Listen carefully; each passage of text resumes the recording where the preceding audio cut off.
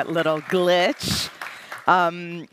So obviously, we all understand what we're here this morning to talk about. The invasion of Ukraine has created a sort of unexpected, massive crisis that is just clearly coming to the fore now, and it's a very time-sensitive crisis. As many of you will have read in the news and will have heard, there's 22 million tons of grains, vital grains that are necessary for the world food markets, and in particular desperately needed in areas that are chronically food insecure, and those are stuck mostly at the port of Odessa.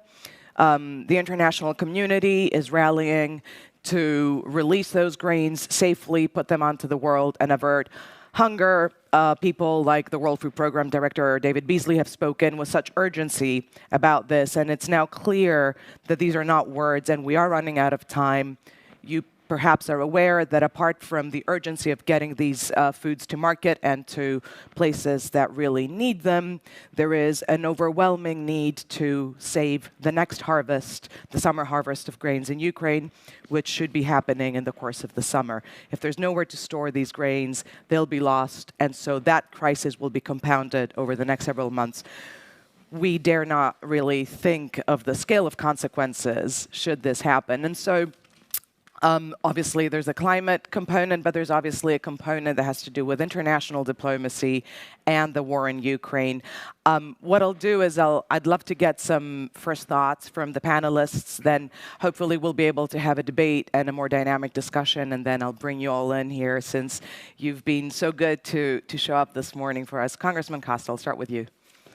Thank you very much. I want to thank the German Marshall Fund for putting on this Brussels Forum. It's, I think, important for a whole host of reasons, and the topic matters that we're discussing. With the 75th anniversary of the Marshall Plan and 50 years of the GMF, it's good to have this effort that is critical, I think, toward the directions that we and the challenges that we are facing and how we reach the goals that we all, I think, concur on are necessary. I know you have a lot of kind of, as some of my colleagues in Washington refer to, confused and amused about what goes on in California. As a California representative, I have a different take than most people you probably run into. I'm a farmer, and California is the largest agricultural state in the nation, 5th largest economy in the world. And we produce half the nation's fruits and vegetables in California. We're 20% of the milk production in California, 70% of the world's almonds, 50% of the world's pistachios. The list goes on and on and on, over 300 commodities. Food is a national security issue. It's not often looked at that, but it's a world security issue.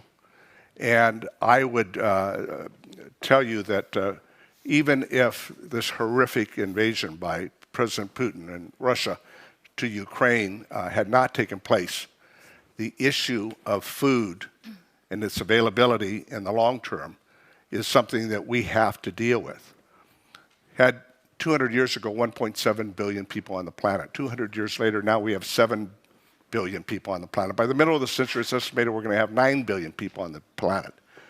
And we say in California, where water flows, food grows. A direct connection, as John Emerson will tell you. And we've been fighting over our water resources in California for over 100 years. But I believe in the next 10 to 15 years, with climate change, that water as a resource will rival energy as to whether or not nation states can live together amicably. And therefore, while we're talking about Ukraine today and the 22 million tons of wheat that is being held up and the impact it will have, in which Russia and Ukraine produce about a third of the protein of wheat for the entire world, and the potential, as Sandra Powers has indicated, potentially 49 million people being impacted by famine if we don't find a short-term solution. Today's panel, I hope, will focus both on the short-term challenges that we're facing with regards to the situation because of this horrific war in Ukraine with Russia and food security, but also as it relates to the long-term challenges that we're facing as it relates to climate change and the impact to produce food, protein, for 9 billion people on this planet by the middle of the century. Therein lies the challenge, and it all evolves around sustainability. Thank you. Thank you, Congressman. Megan Green, Harvard, tell us, as an economist, this must be quite an immediately pressing problem for the world economy. Yeah, so I'm really glad the Brussels Forum has decided to highlight this in a panel. There has been so much ink spilled on the energy crisis we're all facing, but relatively little over the food crisis, and it will end up affecting far more people and will probably be longer lasting. And I would also highlight that we were in a food security crisis before Russia invaded Ukraine. Now it's obviously much worse. Russia and Ukraine account for 10% of the calories globally traded. About 26 countries rely on Russia and or Ukraine for more than half of their grains. And I want to also set the scene for this. The US is hiking interest rates aggressively. The US dollar is appreciating. Emerging markets had over-leveraged before the pandemic. They then had to borrow more to pay for their pandemic response. Now they're trying to retrench as they're facing much higher costs. A lot of them are providing subsidies for food. That's getting much more expensive. And so it's going to be really difficult for a lot of these emerging markets to continue with these subsidies, let alone increase them. So I do think that the IMF is going to be pretty busy over the next couple of years. I think we will have an emerging market and frontier market crisis coming down the pike. And that's the backdrop for a food insecurity crisis, which doesn't really bode well. I would also say that, on average, the lower income households spend more than half of their income on food. So there are real distribution consequences of the food security crisis, both in emerging markets and developed economies, actually. So this overlaps with the inequality crisis that we're also facing. And so this really needs to be taken seriously. What can we do about it? That's a harder question. First of all, in this world where protectionism seems to be acceptable now, industrial policy is embraced by all countries on both sides of the political spectrum. It's no wonder that export controls are the first measure that countries are imposing, India, Indonesia, China, on fertilizer. That's a problem. We call those deadweight losses in economics when you impose export controls and introduce rigidities into markets. That's just going to make things more expensive. So we need the biggest exporters of food to agree that they're going to announce to not have export controls. I think that's really important. And then the way in which we do food aid, I think, might need to change. The US is the biggest provider of food aid.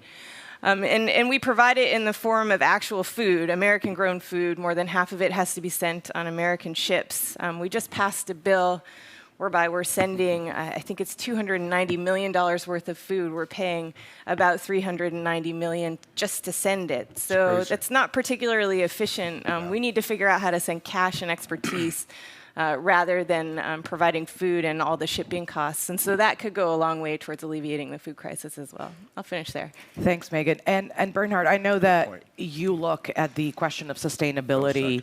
Obviously, this crisis in this moment is so important in focusing minds.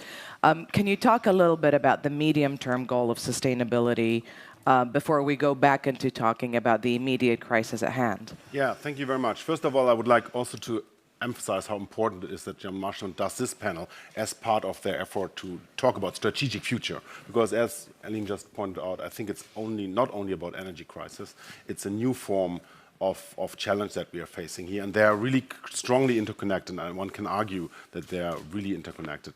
I will make maybe 2 or 3 comments to set the scene a little bit, also from a strategic perspective globally, with regard to what you just referred to, the sustainability discourse.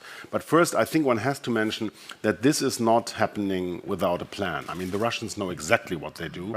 And I think it's a new form of hybrid warfare that we see here with another hybrid form. I mean, the German Vice-Chancellor the other week in Berlin addressed the German business community, addressing and saying that gas is weaponized now. And I think we can see, with David Seeley, you referred to the World Food Programme's director, is saying that there is now a weapon and that the declaration of war to food security globally. And I think one has to understand that this is part of the plan, and this is part of something that we have to tackle with our own plan as I think, a group of nations that are working together on this, sitting today together in Elmore exactly discussing this. That's my first first point, that this is a form of hybrid warfare.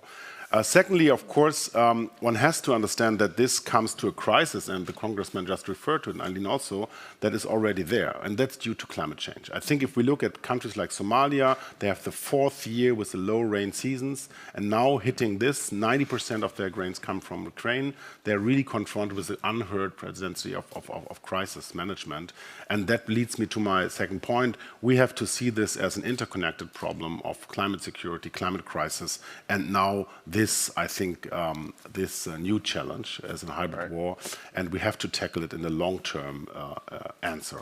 And that leads me finally to my third point, and I just said that in Germany, in Elmau, the G7 is addressing this, and we expect them coming out this afternoon with their declaration, and I know it was on the Sherpa's agenda to come up with some ideas about how to both transfer money into the World Food Programme ideas, other UN agencies, but also addressing the longer-term perspective. And that's something that we should discuss here as well. Thank you. Thanks so much, Bennett. Eileen, I know that you've spent part of your career in countries that are potentially impacted immediately by this crisis. And I know that you also look at the question of communications and politics.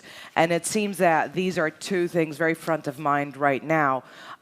We see an information war going on around the question of the food crisis between Russia and in particular the European Union. And we're also seeing countries that are directly impacted as saying, well, we don't particularly care who's to blame. We just want solutions right now. Can you speak a little bit to those international political dynamics? Well, I think those international political dynamics make this much, much harder because, yes, we've weaponized food. But I would also argue that this food crisis did not just start now. It started because of climate change. And obviously, the Russia knew what they were doing and has now weaponized that. But it also started because we have a food system that's broken. And it's been broken for a while. It's also due to too much concentration in bread baskets like Ukraine and, with all due respect to the congressman, like California. And so for us at the Rockefeller Foundation, we're spending $105 million in the next 3 years to do what the people who were the architects of the Marshall Plan did, and invest in long-term self-sufficiency and economic growth, as well as adaptable agricultural techniques that the countries in Africa can utilize. We've talked about a lot of the negative statistics here today, and they are. Every single minute we've been talking, there is another child that has dropped into severe food insecurity and malnutrition. And that's a crime, actually. And so what we need to do is to understand that there is a positive statistic out there. 60% of the undeveloped arable land, farmable land, is in Africa. We need to farm that land. We need to get agricultural technology that is available and can be used even in drought areas. And we need to get it to farmers, to every farmer, and make it accessible and affordable. So for us, the reason that we feel that there should be a warp speed for agricultural technology that's accessible and affordable. And to your point and your question, this is a communications issue. And to your point, protectionism has also led all of these countries in the world to sit on the fence and to be agreeable to some of the messages that Vladimir Putin is putting out. That this is the fault of the United States. This is the fault of Western European economies that didn't give enough aid, didn't live up to promises made about agricultural investment. And so we need to change this, and we need to think like the founders of the Marshall Plan and look at, instead of short-term growth and return our investment, return on the interest of loans, as you talked about, which is creating this debt problem, we need to think through about more grants, not loans. We need to think through about long-term, lower interest loans for things that are global public goods, like climate investment and like food and agricultural technology. So it is a communications problem, and we can fix it if we now invest in low and middle income countries in ways that enable them to have long-term sustainable growth and self-sufficiency, because the climate crisis is going to get worse. And so the only way that we can actually solve both the food crisis and the climate crisis is by agricultural technology that actually, and regenerative agriculture that actually can reduce emissions. All right, thanks, Eileen.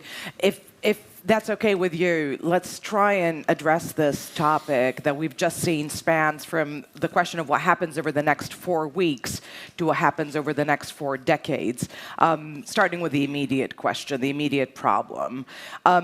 To any of our panelists, how do you think the international community can credibly mediate the current crisis at hand to get grains out of Ukraine, onto the world, and just deal with that immediate and clearly extremely time-sensitive task? And do you have any insights in what the implications of such an operation might be? Might it strengthen Russia? Might it strengthen other countries, such as Turkey, that seems to be playing a role of mediation? This is a foreign policy and foreign international power question that is being played out. And could it potentially, if handled well, impact the chances of a slow stop to the fighting and create a first level of negotiations between Ukraine and Russia? Anyone? Well, I think that there's an opportunity here to deal with the short-term problems of the 22 million metric tons of grain that's in Ukraine. We're looking at multiple solutions. There's the expansion of the rail transportation and the creation of silos in Poland and elsewhere to ensure that we don't know how much seed the Ukrainian farmer is going to be able to get in to possibly